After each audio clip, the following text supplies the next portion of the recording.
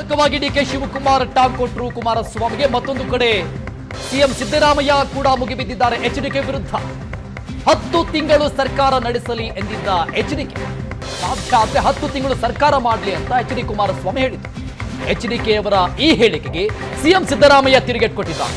ಕುಮಾರಸ್ವಾಮಿ 1 ತಿಂಗಳು ಮಂತ್ರಿ ಆಗಿರೋದಿಲ್ಲ, ನಮಗೆ 136 ಸ್ಥಾನ ಕೊಟ್ಟಿದ್ದಾರೆ, ಅವರು 19ಕ್ಕೆ ಇಳಿದಿದ್ದಾರೆ. ಕುಮಾರಸ್ವಾಮಿಗೆ ಇದು ಜ್ಞಾಪಕ ಇದೆಯಾ ಅಂತ ಸಿಎಂ ಸಿದ್ದರಾಮಯ್ಯ ಲೇವಡಿ ಮಾಡಿದ್ದಾರೆ. ಒಂದು ಕಡೆ ಡಿಕೆ ಶಿವಕುಮಾರ್ ಉಪಮುಖ್ಯಮಂತ್ರಿ, ಮತ್ತೊಂದು ಕಡೆ ಸಿಎಂ ಸಿದ್ದರಾಮಯ್ಯ ಎಚ್ಡಿ ಕುಮಾರಸ್ವಾಮಿ ವಿರುದ್ಧ ವಾಗ್ದಾಳಿ ನಡೆಸಿದ್ದಾರೆ. ಕಾಂಗ್ರೆಸ್ ಉದ್ದಟತನದಲ್ಲಿ ಈ ರಾಜ್ಯದಲ್ಲಿ ಇನ್ನೂ 10 ವರ್ಷ ಇರ್ತೀನಿ ಅಂತ ಹೇಳಿದ್ದಾರೆ ಉಪಮುಖ್ಯಮಂತ್ರಿಗಳು. 10 ವರ್ಷ ಅಲ್ಲ, ಇನ್ನು 10 ತಿಂಗಳು ಮುಂದುವರಿರಿ, ನೋಡೋಣಂತೆ. 10 ವರ್ಷ ಆಮೇಲೆ ನೋಡೋಣಂತೆ. ನಿಮ್ಮ ಪಾಪದ ಕೂಡ ತುಂಬಿದೆ,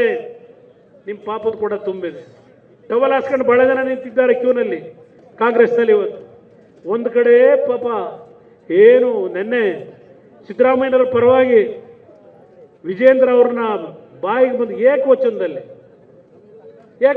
ಬೈಕೊಂಡು, ಅಲ್ಲಿಗೆ ನಿಮ್ಮ ಹತಾಶೆ ಏನು ಅನ್ನೋದನ್ನು ಗೊತ್ತಾಗ್ತದೆ ನಮಗೆ. ಯಡಿಯೂರಪ್ಪ ನಮ್ಮ ಸಿದ್ದರಾಮಯ್ಯನವರ ಪರವಾಗಿ ಏನು ಬಂದ್ರಿ ನೆನ್ನೆ, ಆ ದಾಖಲೆಗಳು ಸಾರ್ವಜನಿಕವಾಗಿ ಕೊಟ್ಟಿರೋ ನೀವಲ್ವೇ.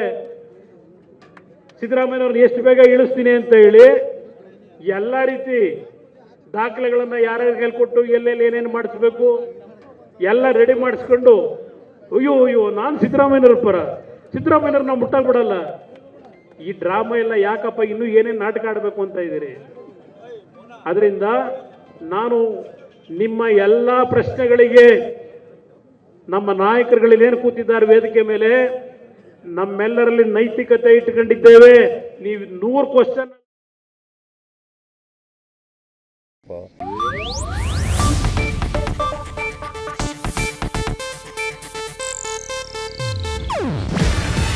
ಇದು ಏಷ್ಯಾನೆಟ್ ನ್ಯೂಸ್ ನೆಟ್ವರ್ಕ್ ಪ್ರಸ್ತುತಿ.